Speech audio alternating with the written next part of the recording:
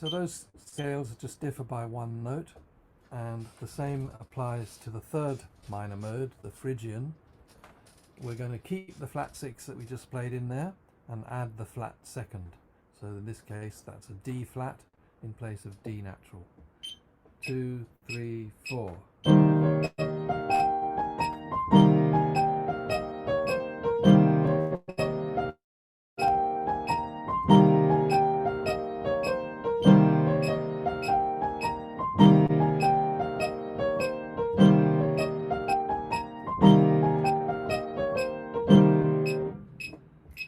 Yeah, so that's the most exotic of the three.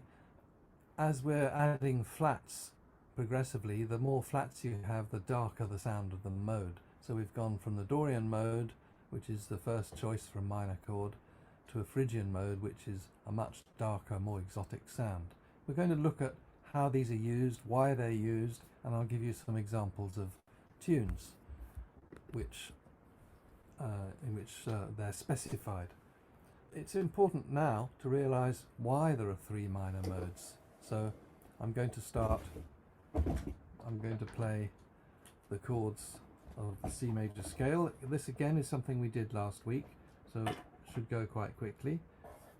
C major scale, there's the 1 chord, the 2 chord, D minor 7, the 3 chord, E minor 7, so I'm just using white notes staying in the key of C. The 4 chord, F major 7, the 5 chord, G7, the 6 chord, A minor 7, and the last but not least, B half diminished, or B minor 7, flat 5. So these are the chords that belong to the key of C. Now, you're probably familiar with 2-5-1 sequences, like 2, 5, 1. Let's go back to 1 here. So we have a 1. Yeah, so that's an example of where you'd use the Dorian mode, when the minor chord is a 2 chord. In terms of functional harmony, you might use C major starting on E, which has got the flat second in, and the flat 6, so that's Phrygian.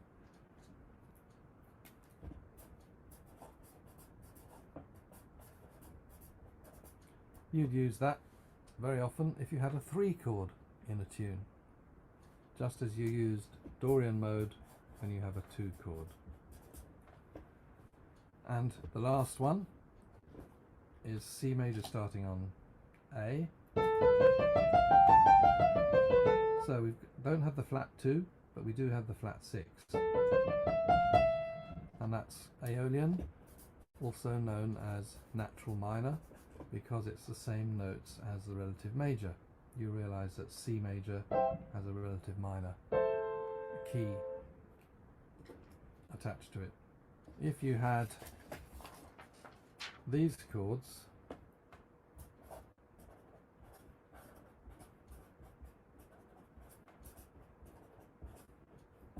just to take an example,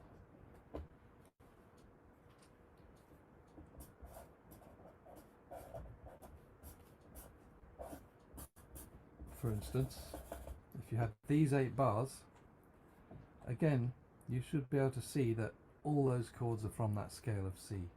They're all in this sequence. So if we gave them Roman numerals, 2, 5, 3, 6, 2, 5, 1.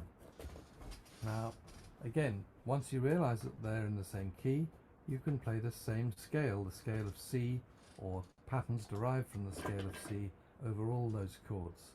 Left hand might be playing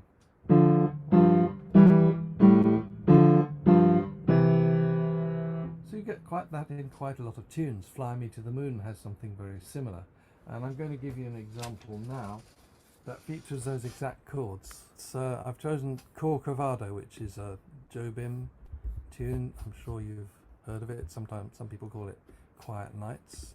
You can see it's in C because it finishes on a 2-5-1, D minor, G7, C major. But here, a few bars before that, you have E minor 7, A minor 7. The minus sign means minor. D minor 7, G7. And the G7 could go to C, but it doesn't actually do that until the next line. However, you can see that you've got all three minor chords from the key of C there in a row. E minor, the 3 chord, A minor, the 6 chord, D minor, the 2 chord, then the 5, G7. But just look at these 2 chords here, E minor to A7. Notice this F natural in the melody.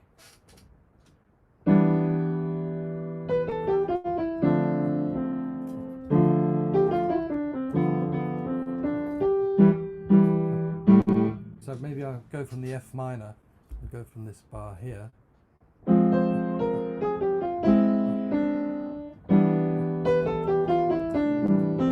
Okay, so that F natural is straight out of the Phrygian mode, isn't it? If you are playing Dorian over that chord, you'd play F sharp. But here we have the F natural in the melody. So you might say, well, that's just because it's in C, and you'd be right. But that's an example of that bar is Phrygian mode on E. Otherwise, if it was Dorian, you'd have an F sharp. So you remember the Phrygian also has not just a flat 6, but a flat second. So a great example of Phrygian with a lovely Wayne Shorter tune called Anna Maria. This is from an album called Native Dancer.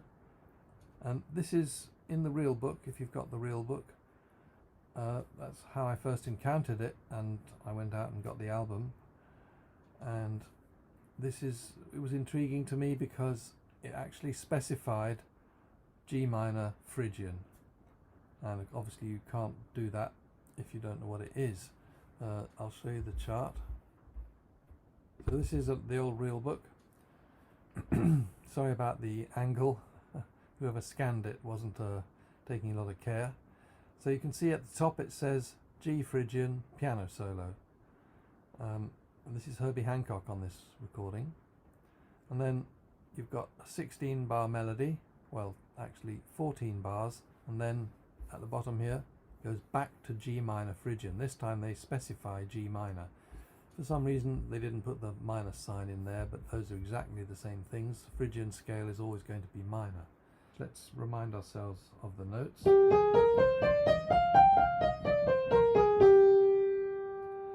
3 flats, A flat, B flat and E flat. Now, you might be wondering how to play Phrygian chords in the left hand. And you're going to hear Herbie Hancock do this in many different ways shortly. But obviously you can't play, well, you could just play G minor.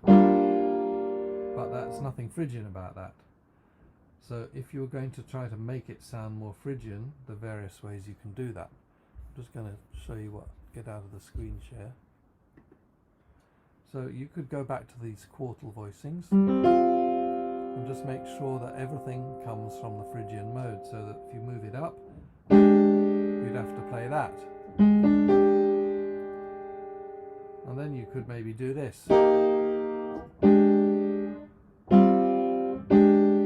Or just those two.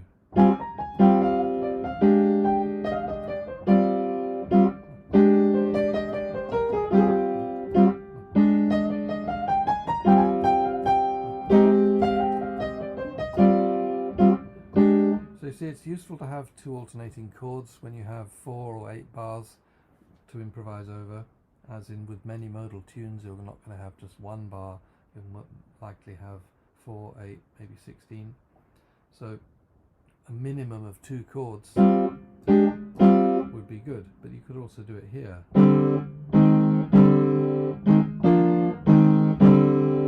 As long as the chords that you play come from the mode.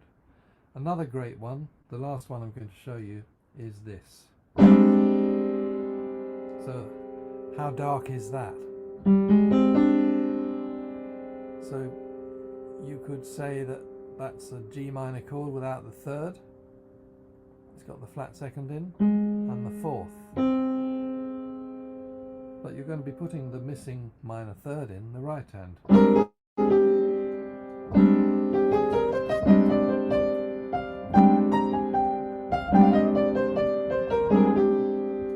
Okay, so you're getting the Phrygian sound, and of course you can invert that.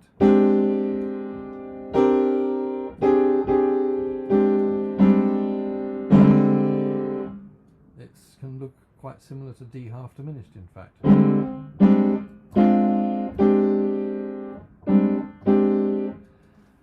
Let's listen to Anna Maria. Now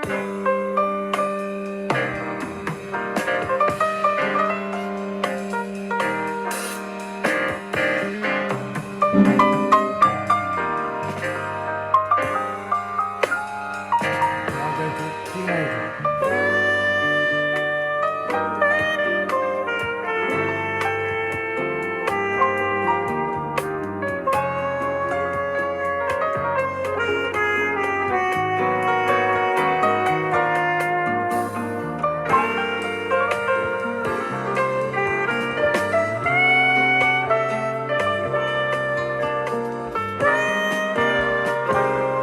Here we go.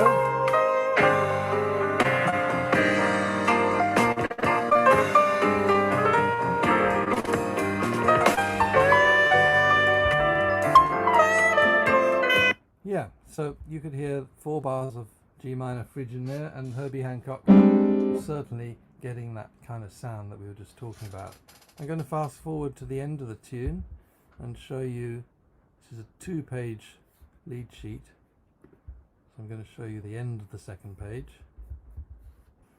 So you see, although this has got lots of amazing chords in, fantastic melody and chord sequence, the solos are really open, and the only thing that you've got to go on is the fact that they're telling you, or Wayne Shorter decided to make it a G minor Phrygian tonality. So we'll have a listen to this and you'll hear how Herbie and Wayne interpret that. But basically you could say that they're probably going to prioritize these notes, and that applies to the chord voicings that Herbie will be using as well.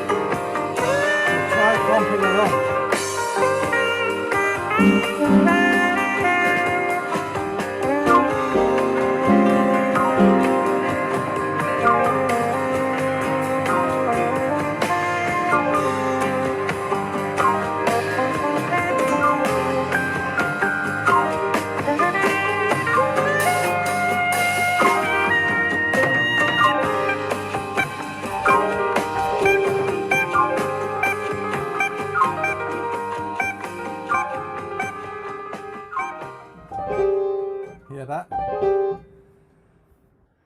So when you're dealing with minor seventh chords, you basically have to use one of these modes, because neither of the conventional minor scales work. The modes, they already existed, and you know, you may have been using them in a functional harmony context like D minor 7, G7, C major, you may already have been playing those notes. The difference is, in modal music, it's not to do with relating to the parent key. Like, you know, this G minor chord here in Anna Maria, that's not a 2 chord or a 3 chord or a 6 chord. It's the 1 chord. That's the key we're in. And so we're using this mode, we're borrowing it from somewhere else and using it and saying, right, this is our tonality, this is the main set of notes we're going to use. It doesn't have to go anywhere else.